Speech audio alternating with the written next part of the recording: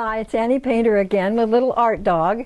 And this is actually lesson 4, making neutrals. It's our favorite for Little Art Dog because it's where we make browns and grays and tans, and wonderful earth colors.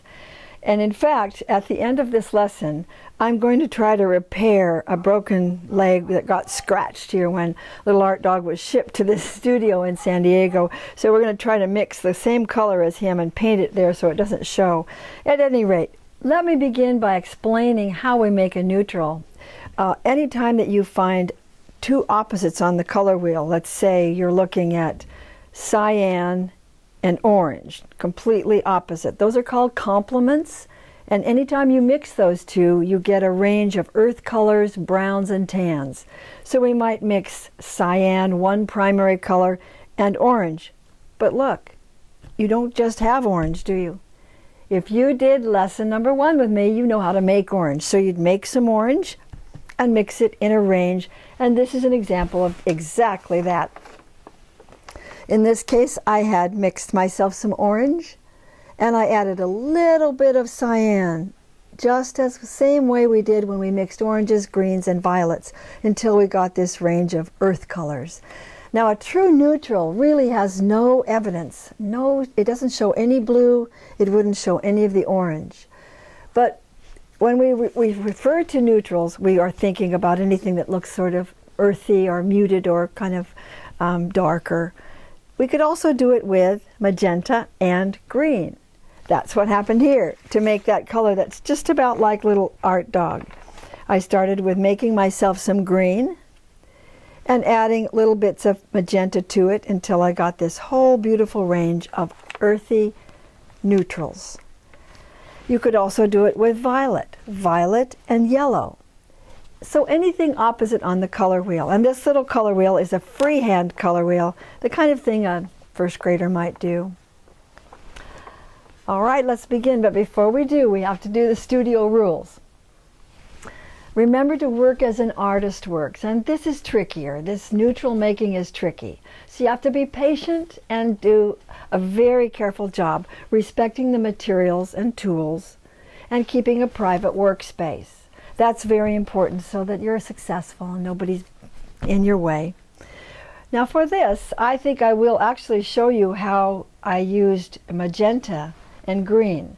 So for example, I'm going to have to make myself some green in order to mix it with magenta. I'll try that now. My paper is the white sulfite drawing paper, and that will be in a supply list on my website. You can download that, or you can use a sturdy butcher paper as long as it isn't fireproofed. I'm also using a regular inexpensive paper plate. So let's make that green that I need first and get going on the mixing.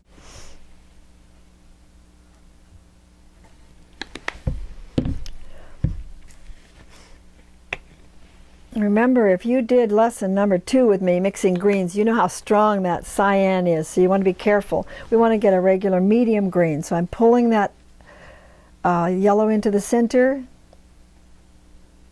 I'm touching this to the cyan and starting to mix. I need quite a little bit of it because I have several colors to make between green and magenta.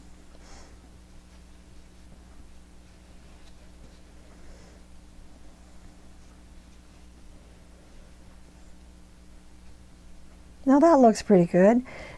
Before you do any mixing at all though, be sure that you make a sample of the green that you're using. Down here at the other end, down here maybe. You don't want to get your elbow in it, but you want a sample of it. And then I'm just going to stick this brush into the water and start with a clean brush and some magenta. If you mixed with me lessons 1, 2, and 3, you know the process, and I hope that you have because it'll help you do a good job with neutrals. Start with your lighter color, pull it into the center, and make a sample of the pure color that you're using. Touch it to the green and start to mix, watching the color change into some beautiful earth tones, and then we hope a brown that will be the same as Little Art Dog so we can mend his poor scraped leg there. Ah, that's beautiful. Look at that change. And a little more green into the magenta.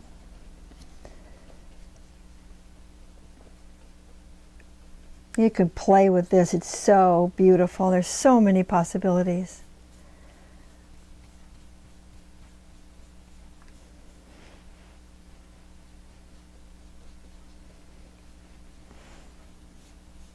We're getting there, just about the same color almost as Little Art Dog. Little Art Dog loves to go to schools with me, sits on the tables while the kids do their color mixing.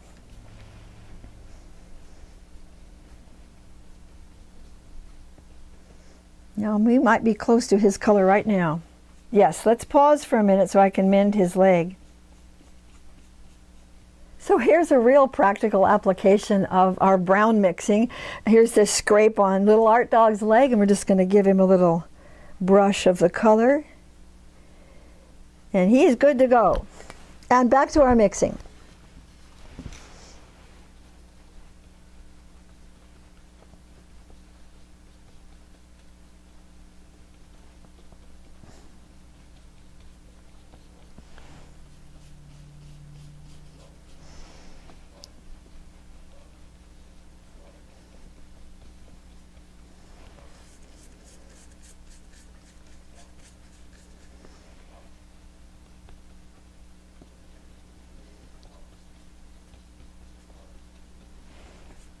Whoops, got a lot of that magenta back in there again.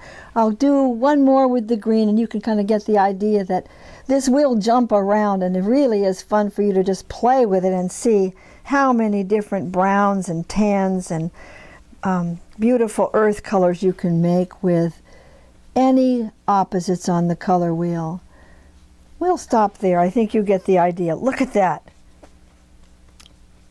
Let me see if I can add one more green though, and see if we can get it a little darker there and more like the green.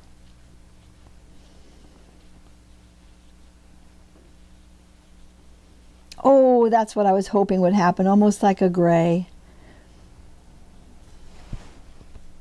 No, not quite.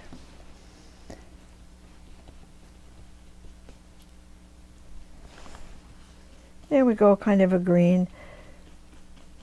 Well, we'll call that neutrals for today. From Annie's Art Institute and Little Art Dog, have a colorful day, and be sure and join me for lesson number 5, and we'll make a color wheel.